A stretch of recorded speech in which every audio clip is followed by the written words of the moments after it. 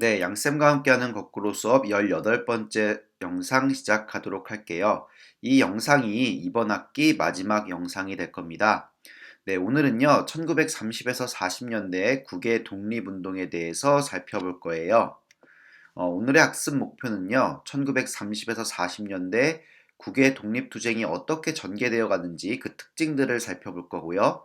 그리고 국내외 독립운동 단체가 어떻게 일제 폐망 후 광복을 준비해 나갔는지 이것들에 대해서 한번 살펴보도록 하겠습니다.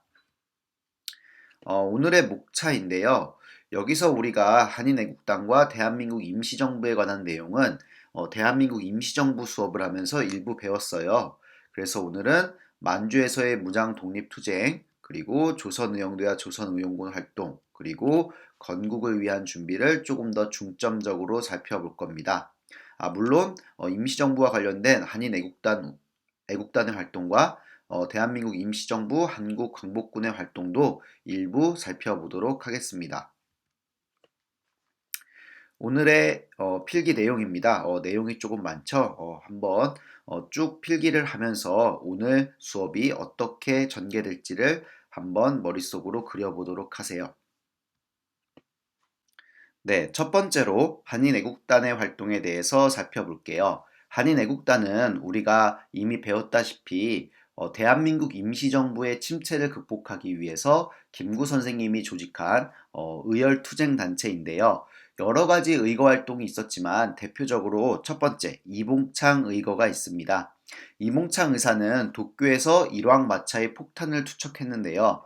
비록 실패를 했지만 일왕을 직접적으로 사살하려고 했던 의거 활동이다 보니까 일제에게 큰 경각심을 주는 그러한 사건이었습니다. 두 번째는 윤봉길 의거인데요. 윤봉길 의사는 상하이 점령 전승 기념식에서 일제 장성과 고관들을 향해서 폭탄을 던져 당시 일본군 사령관을 사살하고 많은 일본군 고관들을 부상 입히게 되죠. 특히나 이 윤봉길 의거는요, 중국 사람들에게도 큰 감명을 주게 되는데요.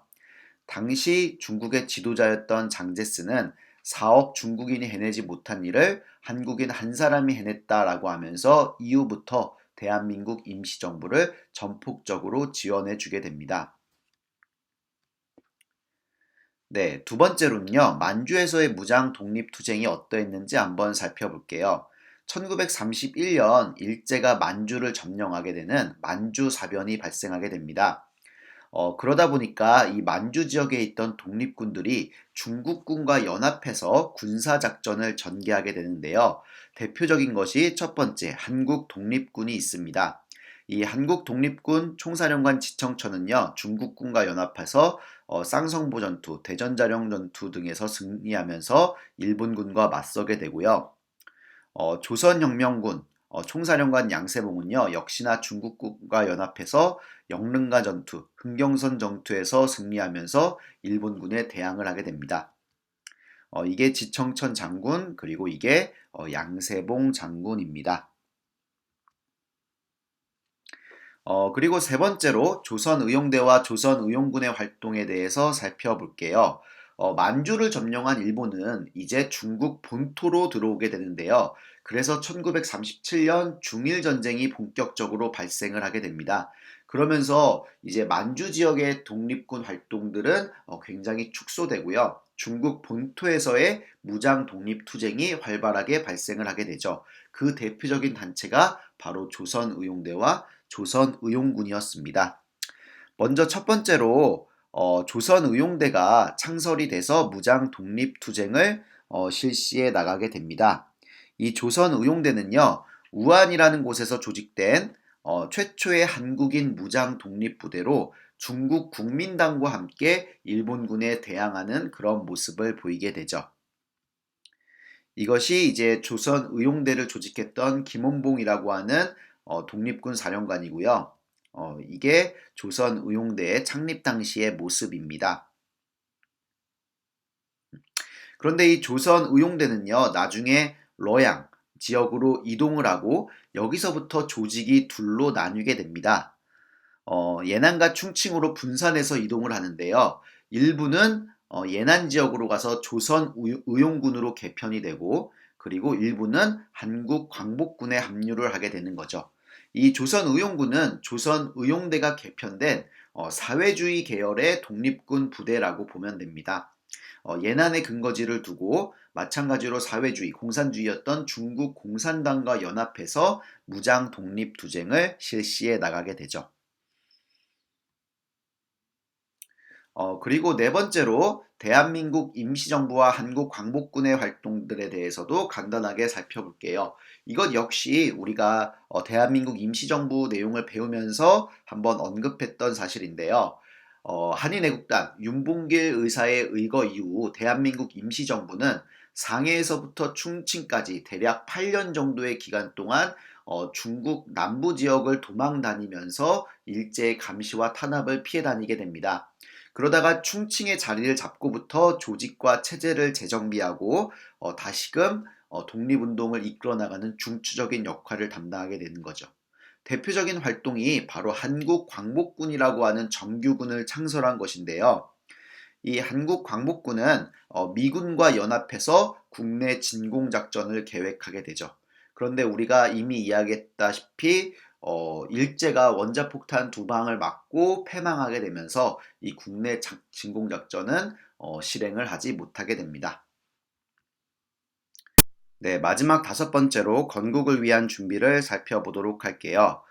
당시 일제 패망이 어느 정도 예견된 상황 속에서 대표적인 민족운동단체였던 대한민국 임시정부, 조선독립동맹, 그리고 조선건국동맹이 어떻게 건국을 준비하고 있었는지를 건국강령을 통해서 살펴볼 겁니다. 그럼 건국강령은 무엇이냐? 당시 광복 후 어떻게든 새로운 국가가 만들어질 텐데요. 그 새로운 국가가 어떠한 이념 및 어떠한 정책 노선을 취할 것인가를 발표한 것이라고 보면 됩니다. 먼저 대한민국 임시정부의 건국강령이고요. 이것이 조선독립동맹, 이것이 조선건국동맹의 건국강령입니다. 공통점은 세 단체 모두 민주주의 국가를 건설하겠다라는 거고요. 대한민국 임시정부와 조선독립동맹은 보통선거에 대한 내용이 공통적으로 들어가 있고 조선건국동맹에서는 일제타도 그리고 노동자와 농민해방과 관련된 내용이 들어가 있는 것이 특징이라고 볼 수 있습니다. 아까 본 건국강령을 전부 다 외울 필요는 없는데요. 지금 보는 지도와 함께 각 단체들이 어디서 어떻게 활동했는지는 기본적으로 알아두도록 하세요. 먼저 대한민국 임시정부는요, 충칭에서 바로 활동을 했고요. 조서왕이라고 하는 사람이 기초한 삼균주의를 바탕으로 해서 아까 말한 건국강령을 발표하게 됩니다. 이 대한민국 임시정부는요, 당시 우리나라의 민족주의 계열을 대표하는 단체로서 중심축 역할을 하고 있다라고 보면 되고요.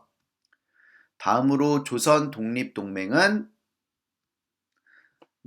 예난에서 활동하면서 마찬가지로 아까 살펴본 민주공화국 건립을 위한 건국강령을 발표하게 됩니다. 이 조선독립동맹은요, 바로 사회주의 계열을 대표하는 단체인데요. 한마디로 정리를 하자면 당시 중국의 우리나라 민족 독립운동 세력들은 충칭에서 대한민국 임시정부를 중심으로 민족주의 세력이 뭉쳐 있었고, 그리고 예난에서 조선 독립동맹을 중심으로 사회주의 세력들이 결집해 있었다라고 보면 됩니다. 그리고 우리 한반도 내에 서울에서는요, 조선 건국동맹이 만들어지게 되는데요. 이 조선 건국동맹의 가장 큰 특징은요, 민족주의 계열, 사회주의 계열도 아닌 이 두 가지를 총망라한 좌우 합작 형태의 단체였다라는 겁니다. 그래서 한반도에 통일된 대한민국을 만들자라고 해서 활동했던 것이 바로 조선 건국동맹이었습니다. 네, 지금까지 1930에서 40년대 우리가 민족 독립운동에 대해서 살펴봤었는데요. 오늘의 핵심 질문, 댓글용 핵심 질문입니다. 마지막에 살펴봤던 건국강령에 대해서 여러분만의 건국강령을 한번 작성해 보는 거예요. 여러분들이 꿈꾸는 광복 후의 대한민국은 어떤 모습이었으면 좋았을지 건국강령을 작성해 봄으로써 한번 생각해 보도록 하세요. 네, 그럼 지금까지 우리가 거꾸로 수업 18개 영상을 통해서 근대와 일제강점기까지, 광복까지의 역사를 한번 살펴봤습니다. 네, 그동안 거꾸로 수업을 하시느라 여러분들 너무 고생 많으셨고요. 이 영상의 내용을 토대로 시험 공부도 열심히 하시고, 그리고 시험 끝난 후에는 또 다른 방식으로 재밌게 현대사에 대해서 공부해 보도록 하겠습니다. 네, 모두들 수고하셨습니다.